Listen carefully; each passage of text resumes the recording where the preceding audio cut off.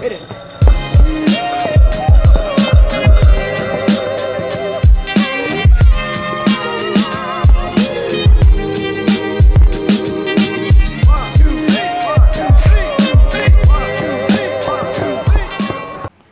So I am getting rid of this monstrosity of a bar, this circa 2008 ergo bar in 44 diameter with a 26 diameter stem clamp bolt. Nice stem though, but getting rid of that too. Gonna throw on a standard 31.8 stem, and yes, it is time to get rid of this monstrosity and install the two brake levers and the drop bar, as well as the gel tape. Let's do this. And then of course, in the pursuit of fit perfection, it is always imperative to have the right stem for the job, whatever that may be. It's good to have a variety of stems. Some are 2-bolt with different torques. Some are 4-bolt with different torques. And some are carbon with different torques, different lengths, different angles. All depends on your needs. For this job, I'm going with the profile design right here to give a similar setup. Maybe not as steep of a rise, but pretty darn close to give me the same setup, or a very similar setup, because these are deeper drops right here. These are shallower drops, 125 mil drops. You know the deal. Let's do it.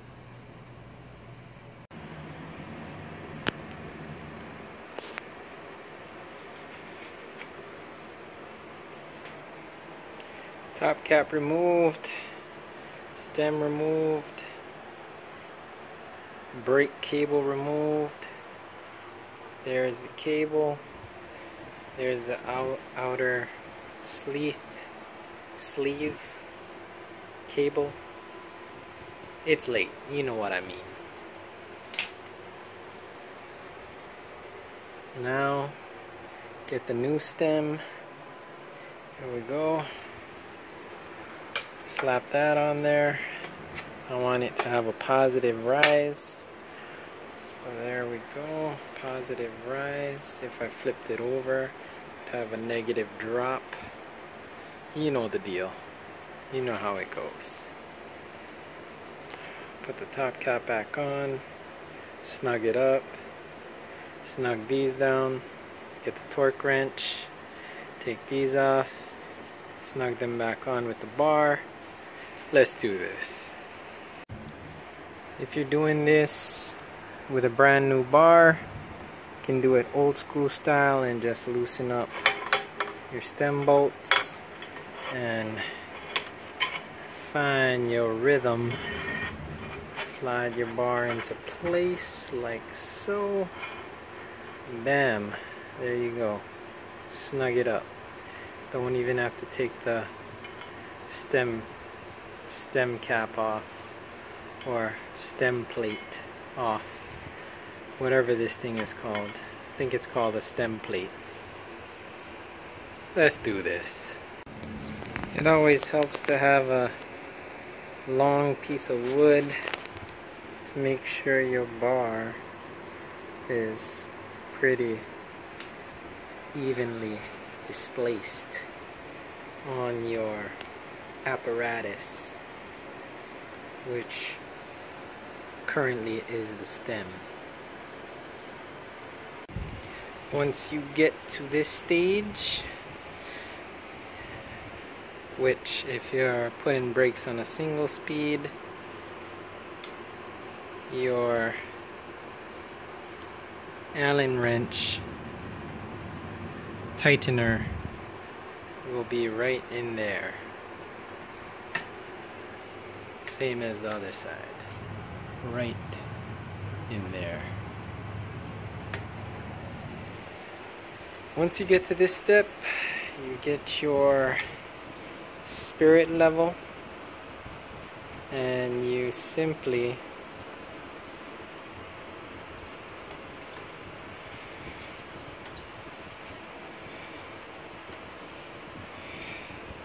level it just like that.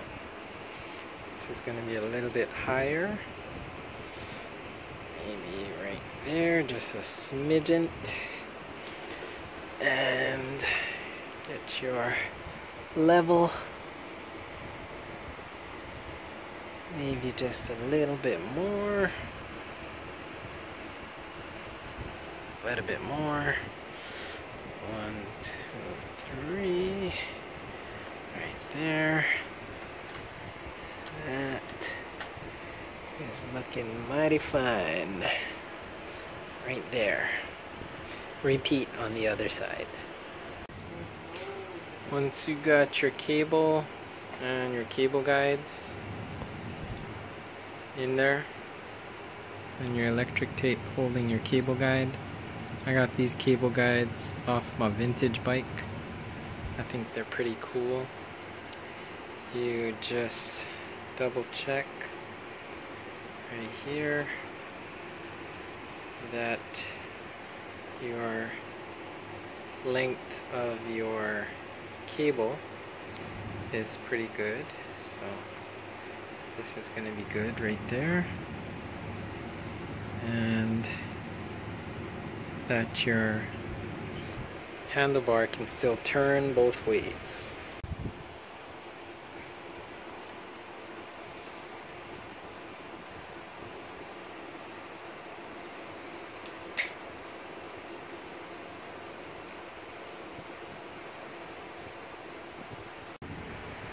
Lay out your gels right there on the tops where you usually sprint at, and on the hooks or the drops where you usually sprint at, and the top bar where you usually have your hand at.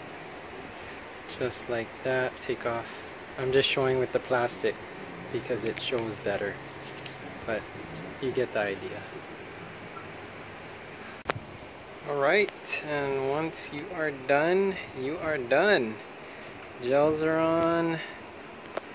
Got the ESI silicone grip tape on there. I ran out of grip tape, so I had to reuse some, but gonna get some more tomorrow and finish this up evenly, like this side. It's a silicone based tape, which forms a cohesive bond against itself and is permanent within 3 hours. There you have it.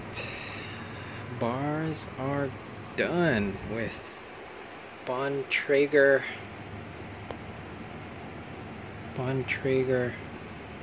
gel wraps. The end. Enjoy your ride.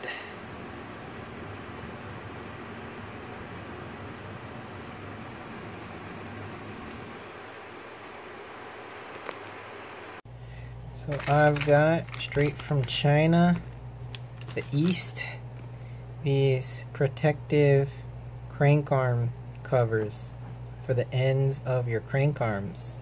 What are your crank arms exactly? Well, let me show you, man.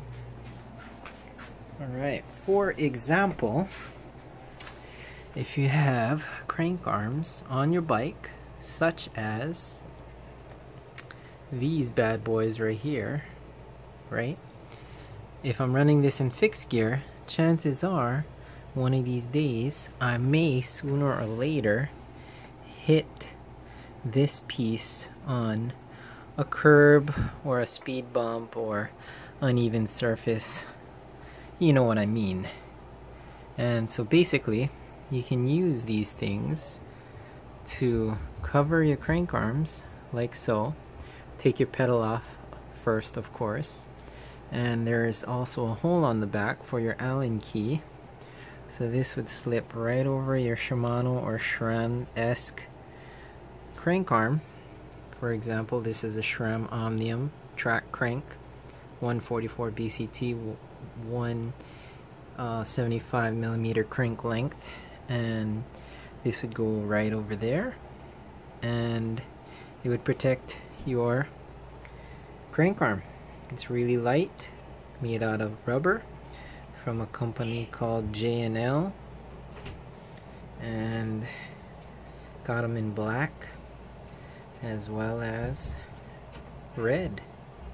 So that is what I got.